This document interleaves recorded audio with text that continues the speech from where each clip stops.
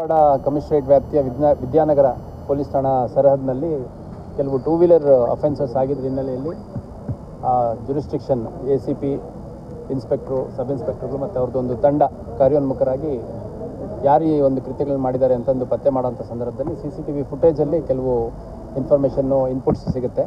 ಅದ್ರ ಬೇಸಿಸ್ ಮೇಲೆ ಪತ್ತೆ ಮಾಡುವಂಥ ಪ್ರಯತ್ನ ಮಾಡಿದಾಗ ಒಟ್ಟು 12 ಟೂ ವೀಲರನ್ನು ರಿಕವರಿ ಮಾಡಿದ್ದಾರೆ. ಅದರಲ್ಲಿ 7 ಪ್ರಕರಣಗಳು ಹುಬ್ಬಳ್ಳಿ ವಿದ್ಯಾನಗರ ಪೊಲೀಸ್ ಠಾಣೆಯಲ್ಲಿ ದಾಖಲಾಗಿದ್ದು, ಕೇಶವಾಪುರ ಪೊಲೀಸ್ ಠಾಣೆಯಲ್ಲಿ 3, ಹುಬ್ಬಳ್ಳಿ ಉಪನಗರ 1 ಮತ್ತು ಧಾರವಾಡ ಶಹರ ಸೇರಿದಂತೆ ಒಟ್ಟು 12 ಪ್ರಕರಣಗಳು ಇದರಲ್ಲಿ ಪತ್ತೆಯಾಗಿದೆ. ಇದರಲ್ಲಿರುವಂಥ ಆರೋಪಿಗಳೇನಿದ್ದಾರೆ ಇವರು ಎಲ್ಲ ಹುಬ್ಬಳ್ಳಿ ಮೂಲದ ನಿವಾಸಿಗಳೇ. ಇದರಲ್ಲಿ ವಿಶೇಷತೆ ಅಂತಂದರೆ ಹೆಣ್ಮಕ್ಳು ಟೂ ವೀಲರ್ ಅಫೆನ್ಸಸ್ಸಲ್ಲಿ ಇನ್ವಾಲ್ವ್ ಆಗಿರುವಂಥದ್ದು. ಕಿಮ್ಸ್ ಇರ್ಬೋದು ಅಥವಾ ಸಬರ್ಬನ್ ಏರಿಯಾ ಇರ್ಬೋದು, ಕೇಶವಾಪುರ ಇರ್ಬೋದು, ಆಮೇಲೆ ಎಲ್ಲೆಲ್ಲಿ ಸ್ವಲ್ಪ ಕ್ರೌಡ್ ಜಾಸ್ತಿ ಇರುತ್ತೆ ಮತ್ತು ಟೂ ವೀಲರ್ ಪಾರ್ಕಿಂಗ್ ಮಾಡಿರುವಂಥ ಜಾಗಗಳಲ್ಲಿ ಸಾರ್ವಜನಿಕರ ರೀತಿಯಲ್ಲಿ ಹೋಗ್ಬಿಟ್ಟು ಡೂಪ್ಲಿಕೇಟ್ ಕೀಗಳನ್ನು ಯೂಸ್ ಮಾಡಿ ಆ ಗಾಡಿಯನ್ನು ಎಲ್ಲ ನಿಂತಿರುವಂಥವನ್ನ ಟ್ರೈ ಮಾಡೋವಂಥದ್ದು. ಟ್ರೈ ಮಾಡಿದಾಗ ಅಕಸ್ಮಾತ್ ಯಾವ್ದಾದ್ರು ಸಕ್ಸಸ್ಫುಲಿ ಸಿಕ್ತು ಅಂತಂದರೆ ಅದನ್ನು ತೊಗೊಂಡ್ಬಿಟ್ಟು ಅವ್ರ ಮನೆ ಹತ್ರ ಒಂದು ಕಡೆ ನಿಲ್ಲಿಸ್ಕೊಂಡು ಆಮೇಲೆ ಅವ್ರದ್ದೊಂದು 4-5 ಜನರ ತಂಡ ಇದೆ. ಆ ತಂಡದಲ್ಲಿ ಮಾತಾಡಿಕೊಂಡು ಸಾರ್ವಜನಿಕರಿಗೆ ಗಾಡಿ ಅರ್ಜೆಂಟು ಮಾರಾಟ ಮಾಡಬೇಕಿತ್ತು ಅಂತ 5,000 10,000 ಈ ಥರ ಕೊಡುವಂಥದ್ದು. ಡಾಕ್ಯುಮೆಂಟ್ಸ್ ಎಲ್ಲ ಉಳಿದು ತಂದು ಕೊಟ್ಟ ಮೇಲೆ ಉಳಿದಿದ್ದು ದುಡ್ಡು ಕೊಡಿ ಅಂತಂದು ಒಂದು 15,000 20,000 25,000 ಈ ಥರ ಬೆಲೆ ಕಟ್ಟುವಂಥದ್ದು ಗಾಡಿಗಳಿಗೆ.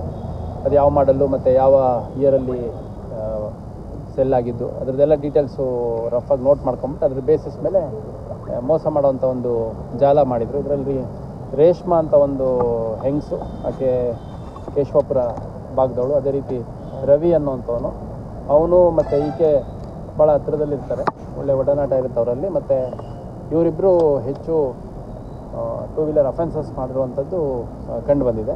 ಅದಾದಮೇಲೆ ಅದು ತೊಗೊಂಡೋಗ್ಬಿಟ್ಟು ಆಸ್ಮಾ ಬಾನು ಮತ್ತು ಮುಬಾರಕ್ ಅಂತ ಇಬ್ಬರಿದ್ದಾರೆ, ಆಮೇಲೆ ದಸ್ತಗೀರ್ ಅಂತ. ಇವರು ಆಸ್ಮಾ ಬಾನು ಮತ್ತು ಮುಬಾರಕ್ ಅನ್ನುವಂಥವ್ರು ಗಾಡಿಗಳನ್ನ ಡಿಸ್ಪೋಸ್ ಮಾಡೋವಂಥದ್ದು, ಕ್ಲೈಂಟ್ನ ಹುಡುಕ್ಬಿಟ್ಟು ಡಿಸ್ಪೋಸ್ ಮಾಡೋವಂಥ ಕೆಲಸ ಮಾಡ್ತಿರ್ತಾರೆ. ಮತ್ತು ಇವೆಲ್ಲ ಸಂಪೂರ್ಣ ಪ್ರಕ್ರಿಯೆಯಲ್ಲಿ ಗಾಡಿ ಕದ್ದ ತಕ್ಷಣ ಇಮಿಡಿಯೇಟ್ ನಂಬರ್ ಪ್ಲೇಟ್ ಚೇಂಜ್ ಮಾಡೋವಂಥದ್ದು, ಆಮೇಲೆ ಬೇರೆ ಏನಾದರೂ ಆ ಗಾಡಿ ಮೇಲೆ ಐಡೆಂಟಿಟಿ ಮಾರ್ಕ್ಸ್ ಇದ್ದರೆ ಯಾವುದಾದ್ರು ಹೆಸರುಗಳು ಬರೆದಿರೋದು, ದೇವ್ರ ಹೆಸರುಗಳು ಬರೆದಿರೋದು, ಪೋಸ್ಟರ್ಸು, ಅದೇನಾದರೂ ಸ್ಟಿಕ್ಕರ್ಸ್ ಅಂಟ್ ಹಾಕಿರೋದು ಅದನ್ನೆಲ್ಲ ತೆಗೆದುಬಿಟ್ಟು ಓನರ್ ಎದುರಿಗೆ ಆ ಗಾಡಿ ಹೋದ್ರೂ ಅದು ಅವ್ರದ್ದು ಅಂತ ಗೊತ್ತಾಗಬಾರ್ದು, ಅಷ್ಟು ನೀಟಾಗಿ ಎಲ್ಲ ರೆಡಿ ಮಾಡಿಬಿಟ್ಟು ಡಿಸ್ಪೋಸ್ ಮಾಡೋಂಥ ಕೆಲಸ ಮಾಡ್ತಿದ್ರು. ಇದರಲ್ಲಿ ಮುಬಾರಕ್ ಅನ್ನೋನ ಮೇಲೆ ಈ ಹಿಂದೆ ಸವಣೂರು ಪೊಲೀಸ್ ಠಾಣೆಯಲ್ಲಿ ಒಂದು 2023ರಲ್ಲಿ ಒಂದು ಪ್ರಕರಣ ದಾಖಲಾಗಿದೆ. ಈ ರೇಷ್ಮಾ, ರವಿ, ಆಸ್ಮಾ ಬಾನು ಮತ್ತು ದಸ್ತಗೀರ್ ಅವ್ರ ಮೇಲೆ ಸದ್ಯ ಪ್ರಕರಣ ದಾಖಲಾಗಿರುವಂಥದ್ದು ಯಾವುದು ಕಂಡು ಬಂದಿಲ್ಲ. ಬಟ್ ಇನ್ನೂ ನಾವು ನ್ಯಾಯಾಲಯದ ಮುಂದೆ ಹಾಜರು ಮಾಡಿ ವಶಕ್ಕೆ ತಗೊಂಡು ಫರ್ದರ್ ವಿಚಾರಣೆಯನ್ನು ಮಾಡಬೇಕಾಗಿದೆ. ಒಟ್ಟು 12 ಪ್ರಕರಣಗಳಲ್ಲಿನ 12 ಟೂ ವೀಲರನ್ನು ನಾವು ಪತ್ತೆ ಮಾಡಿದ್ದೀವಿ. ಇದರಲ್ಲಿ ಆಸ್ಮಾ ಬಾನು ಮತ್ತು ಮುಬಾರಕ್ ಅನ್ನೋರು ರೈಲ್ವೆ ಎಂಪ್ಲಾಯೀಸ್, ರೈಲ್ವೇದಲ್ಲಿ ಹೆಲ್ಪರ್ಸ್ ಕೆಲಸ, ಪರ್ಮನೆಂಟ್ ಜಾಬ್ ಅವ್ರದ್ದು, ಅದು ಮಾಡ್ತಾರೆ.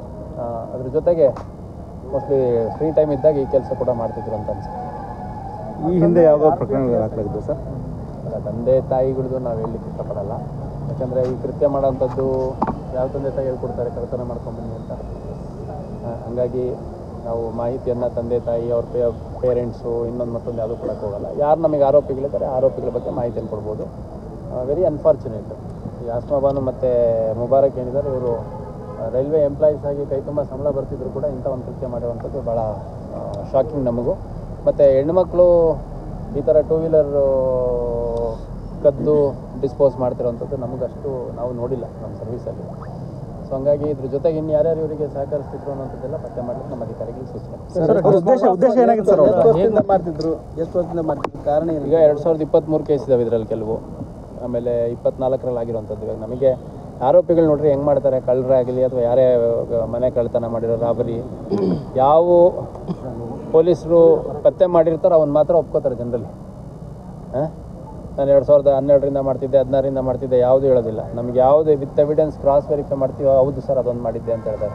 ಇವಾಗ ಫಸ್ಟ್ ಹಿಡ್ಕೊಂಡಾಗ ಇದೊಂದೇ ಕೇಸ್ ನಾನು ಮಾಡಿದ್ದು, ಏನೋ ಒಂದು ಎಲ್ಲ ಹೋಗೋದಿತ್ತು ಎಮರ್ಜೆನ್ಸಿ, ಹಂಗಾಗಿ ನನ್ನ ಗಾಡಿ ಅಂತ ಮಿಸ್ ಆಗಿ ತೊಗೊಂಬಂದೆ ಅನ್ನೋ ರೀತಿ ಸ್ಟಾರ್ಟ್ ಆಗುತ್ತೆ ಟೂ ವೀಲರ್ ಅಫೆನ್ಸಸ್ಸಲ್ಲಿ. ಆಮೇಲೆ ಎಷ್ಟೆಷ್ಟು ಗಾಡಿಗಳು ನಮಗೆ ಸಿಗ್ತವೆ, ಎಷ್ಟೆಷ್ಟು ಆರೋಪಿಗಳು ನಮಗೆ ಸಿಗ್ತಾ ಹೋಗ್ತಾರೆ, ಅದ್ರ ಮೇಲೆ ಎಷ್ಟಾಗಿರ್ತಾವೆ ಅಷ್ಟೇ ನಮಗೆ ಸಿಕ್ಕಿರೋ ಅಷ್ಟೇ ಗೊತ್ತಾಗ್ತವೆ. ಬೇರೆ ಯಾವ್ದು ಮಾಡಿದ್ದಾರೆ ಅವರು ಅನ್ನೋಂಥದ್ದು ಗೊತ್ತಾಗಲ್ಲ. ಅಷ್ಟಾಗಿಯೂ ಕೂಡ ನಮ್ಮ ಪ್ರಯತ್ನ ಮಾಡ್ತಾ ಇದ್ದಾರೆ. ಈ ಹಿಂದೆ ಯಾವ ಪ್ರಕರಣ ದಾಖಲಾಗಿದ್ದು ಸರ್? ಆರೋಪಿತರಲ್ಲಿ ಮುಬಾರಕ್ ಅನ್ನೋನ ಮೇಲೆ ಒಂದು ಪ್ರಕರಣ ದಾಖಲಾಗಿದೆ. ಅದು ಹೊರತುಪಡಿಸಿ ಬೇರೆ ಯಾರ ಮೇಲೂ ಪ್ರಕರಣ ದಾಖಲಾಗಿರೋದು ನಮಗೆ ಸದ್ಯಕ್ಕೆ ಗೊತ್ತಿಲ್ಲ. ಇನ್ನು ಬೇರೆ ಬೇರೆ ರೀತಿಯಲ್ಲಿ ಅವ್ರದ್ದು ಇನ್ಪುಟ್ಸ್ ಹಾಕ್ಬಿಟ್ಟು ಸರ್ಚ್ ಮಾಡಿದಾಗ ನಮ್ಮ ಪೊಲೀಸ್ ಸೀಟಲ್ಲಿ ಸಿಕ್ಕರೂ ಸಿಗ್ಬೋದು. ಅದ್ರ ಜೊತೆಗೆ ಇವಾಗಲೇ 12 ಪ್ರಕರಣ ಆಗುತ್ತೆ ಇವ್ರದ್ದು. ಈ 12 ಪ್ರಕರಣದಲ್ಲಿ ಇದರಲ್ಲಿ ಯಾರೋ ಒಬ್ಬರು ಕದ್ದು ಇನ್ನು ಉಳಿದವರು ರಿಸೀವರ್ ಆ ಥರ ಅಲ್ಲ, ಎಲ್ಲ ಪರಸ್ಪರ ಪರಿಚಯ ಇರುವಂಥವ್ರು ಒಬ್ರಿಗೊಬ್ರು ಮಾತಾಡ್ಕೊಂಡು ಈ ಕೆಲಸ ಮಾಡೋಣ, ಆರಾಮಾಗಿ ದುಡ್ಡಾಗುತ್ತೆ, ಈಸಿ ಮನಿ ಅಷ್ಟೇ ಸರ್. ಮುಬಾರಕ್ ಅಸ್ಮಾ ಬಾನು ಏನು ಇರ್ತಾರೆ ಅಂತ ಹೇಳ್ತಾರೆ, ಗಂಡ ಹೆಂಡತಿ ಏನಾಗುತ್ತೆ ಸರ್. ಸಾಮಾನ್ಯ ಎಂಪ್ಲಾಯ್ ಆದ್ರೂ ಈ ಕೃತ್ಯ ಮಾಡ್ಲಿಕ್ಕೆ ಲ್ಯಾವಿಶ್ ಲೈಫ್ ಏನಾದರೂ ಕಾರಣನಾ? ಕಳ್ಳತನ ಮಾಡ್ಬೇಕಾರೆ ಹಣದ ಕೊರತೆಯಿಂದ ಮಾಡ್ತಾರೆ ಸರ್. ಈಗ ಎಂಪ್ಲಾಯ್ ಆಗಿ ಮಾಡ್ತಾರೆ ಅಂತ ಈಗ ನೋಡಿ, ರೈಲ್ವೆ ಎಂಪ್ಲಾಯೀಸ್ ಅಂತಂದರೆ ಹೆಲ್ಪರ್ಸ್ ಅಂದರೆ ಕನಿಷ್ಠ 45,000 ಸಂಬಳ, ಪರ್ಮನೆಂಟ್ ಗೌರ್ಮೆಂಟ್ ಜಾಬ್. ಸಂಬಳ 10,000ದಲ್ಲೂ ಗೌರವಯುತವಾಗಿ ಜೀವನ ಮಾಡ್ತಿರೋರು, 5,000 ಬಂದರೂ ಗೌರವಯುತವಾಗಿ ಜೀವನ ಮಾಡ್ತಿರೋರು ಎಷ್ಟು ಜನ ಇಲ್ಲ. ಈ ಕೆಲವೆಲ್ಲ ಪ್ರೈವೇಟ್ ಸ್ಕೂಲ್ಗಳು ಟೀಚರ್ಗಳು ಇರ್ತಾರೆ, ಅವರೆಲ್ಲ ಅವ್ರಿಗೆ 5,000 6,000 ಕೊಡ್ತಿರ್ತಾರೆ, ಅಂದರೆ ಎಷ್ಟು ರೆಸ್ಪೆಕ್ಟ್ಫುಲ್ಲಾಗಿ ಜೀವನ ಮಾಡ್ತಾರೆ. ಮತ್ತು ಎಷ್ಟೋ ಕಡೆ ಹೋಗ್ಬಿಟ್ಟು ಗಾರ್ಮೆಂಟ್ಗಳಲ್ಲಿ ಕೆಲಸ ಮಾಡ್ತಾರೆ, ಹೋಗಿ ಹೋಟ್ಲ್ಗಳಲ್ಲಿ ಕೆಲಸ ಮಾಡ್ತಾರೆ, ಬಾಂಡೆ ತಿಕ್ಕುವಂಥ ಕೆಲಸ ಮಾಡ್ತಾರೆ. ಇವ್ರಿಗೆ 45,000 ಸಂಬಳ ಬಂದರೂ ಇವರು ಕಳ್ತನಕ್ಕೆ ಇಳಿದಿದ್ದಾರೆ ಅಂತಂದರೆ ಅವ್ರ ಉದ್ದೇಶನೇ ಕ್ರಿಮಿನಲ್ ಇಂಟೆನ್ಷನ್ಸ್ ಅಷ್ಟೇ. ಈಸಿ ಮನಿ ಬೇಕು, ದುಡ್ಡು ಜಾಸ್ತಿ ಬೇಕು, ದುಡ್ಡು ಬಂದಮೇಲೆ ಮತ್ತೆ ಆಟೋಮೆಟಿಕ್ಕಾಗಿಂತ ಕಳ್ಳ ದುಡ್ಡು ಬಂದಾಗ ಬೇರೆ ಬೇರೆ ರೀತಿ ಜೀವನ ಏನು ಮಾಡ್ತಾರೆ, ಐಷಾರಾಮಿ ಜೀವನ ಏನ್ರ ಅಲ್ಲ. ಅವ್ರದ್ದು ಸ್ವಲ್ಪ ಗ್ಯಾಲರಿಲಿರೋ ಫೋಟೋಗಳು ಅವೆಲ್ಲ ನೋಡಿದರೆ ಐಷಾರಾಮಿ ಜೀವನದ ಬಗ್ಗೆ ಕನಸಿರೋ ಅಂಥವ್ರು ಏನೋ ರೀತಿ ಕಾಣುತ್ತೆ.